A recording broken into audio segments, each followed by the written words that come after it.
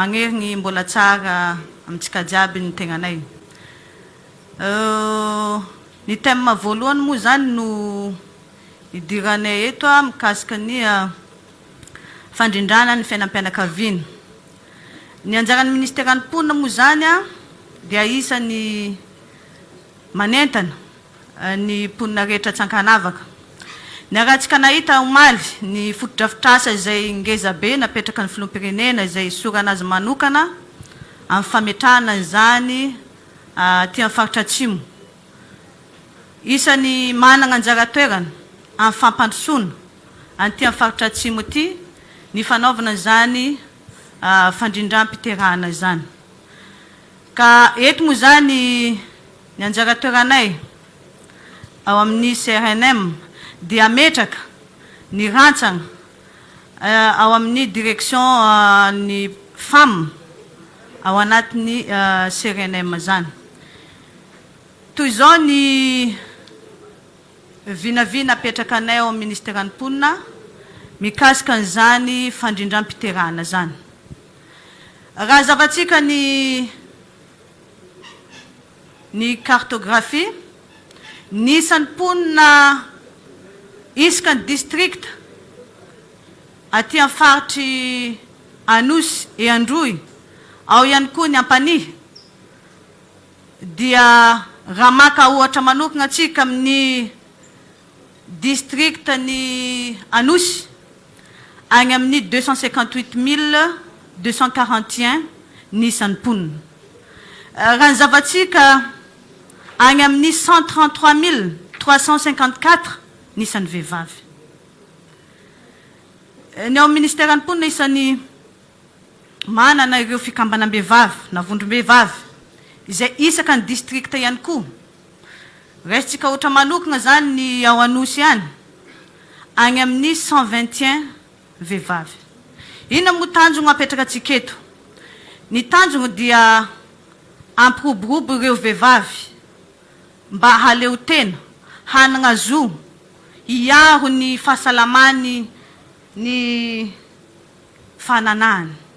Izany hoe afaka hijoro tsy ho resen'ireo lehilahy na hoe hosakanan'ireo lehilahy anao an'izany fanabeazanezina izany. Inona moa ny tanjona? Ankoatra ny fanomezana ny zon'ny vehivavy hiaro an'izany fahasalamany fananahany zany.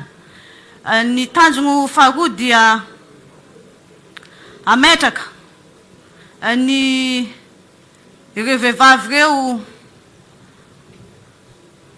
afaka hagnano an'le ina misy ty? Afaka hagnano ny fandrindram-piterahana. Ny tanjona faharoa dia hametra ny fiterahana lompo-taona na ihany koa ny fiterahana izay azo avy amin'ny alalan'ny herisetra. Ny izy daholo moa zany ny cible amin'ireo apetraka ireo.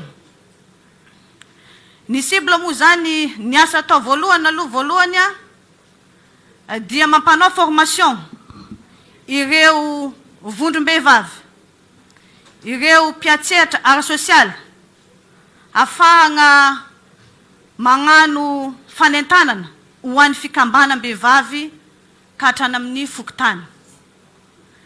Ny asa atao faharoa ihany koa mametraka ireo raim-pianakaviana ho tompon'andraikitra.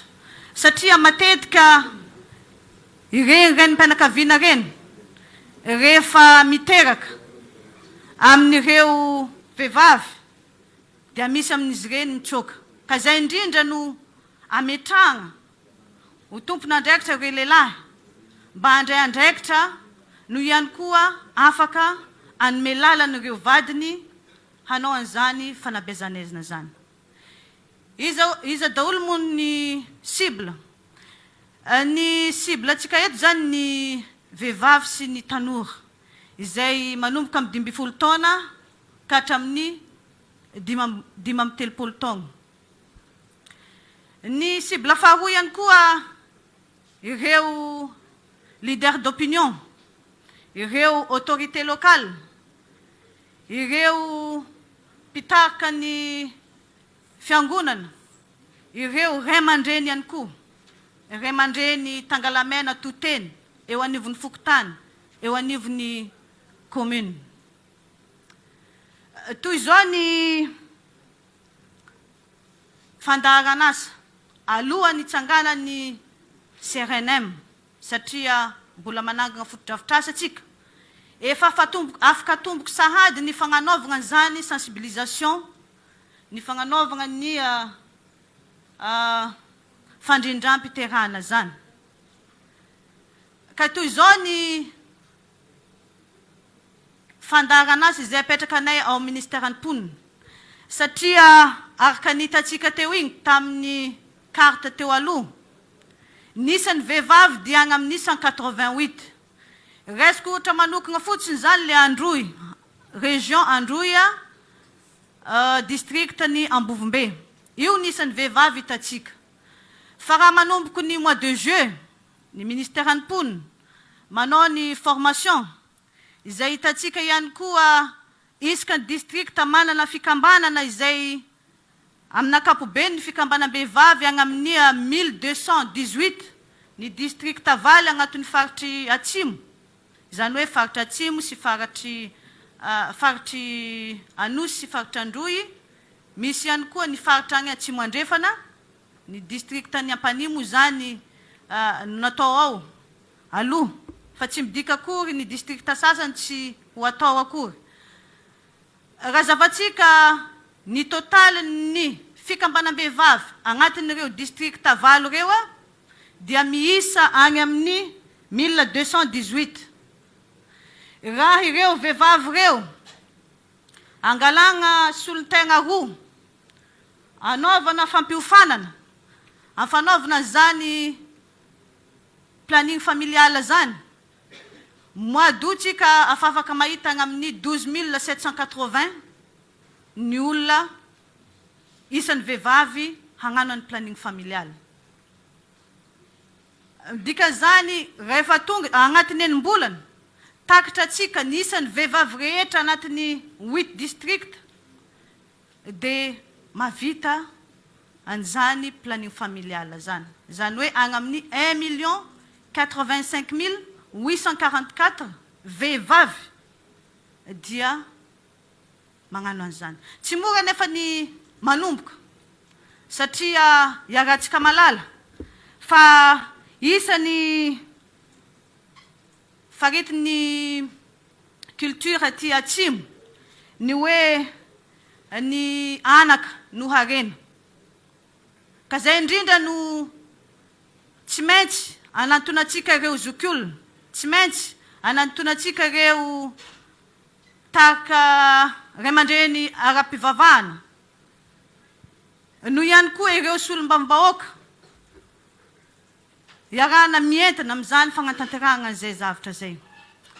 Ka noho izany misy ny vinavina apetraka anay mikasika ny budget mety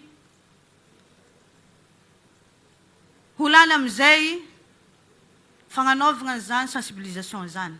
Ametraka zay ny caravane de sensibilisation anatin'ny 8 district, zany hoe faritra Androy, faritra Anosy, dia miampy ny district Ampanihy, hanombohana ny fagnanaovana ny sensibilisation.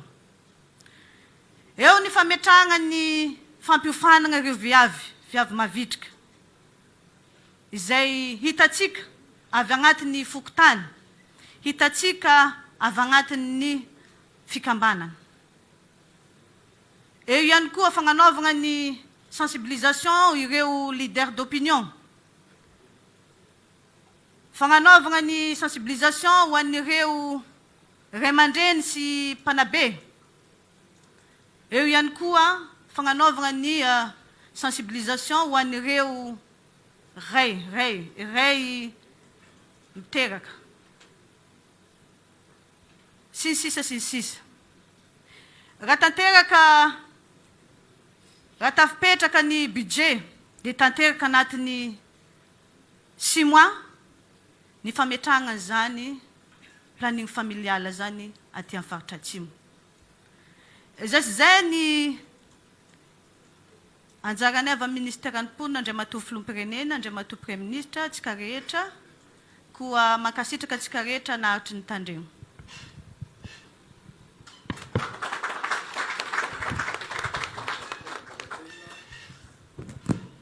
Misaotra betsaka Ramatoa Minisitra amin'izay famelabelarana izay. Ho tohizatsika ihany ary omentsika avy hatrany ny Andriamatoa Filohan'ny Repoblika ny fitenenana. Ia, misaotra anao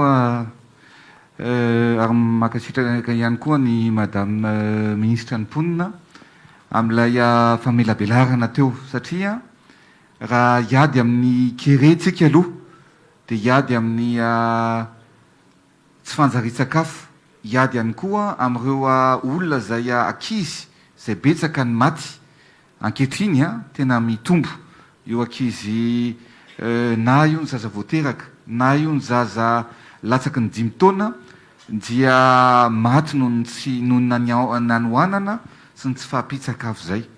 Ary zava-dehibe mihitsy no nampisehovany Madame Ministra an'ilay fifehezana amin'ny fitombon'ny mponina sy ny fiterahana ireo terabao, indrindra ireo teraka noho ny amin'ny alalan'ny herisetra, ka ataoko fa tanjona tsy maintsy apetraka sy raisana izay hoe fifehezana amin'ny fitombon'ny mponina izay mba hahafahantsika tena mandresy tanteraka amin'ity kerety.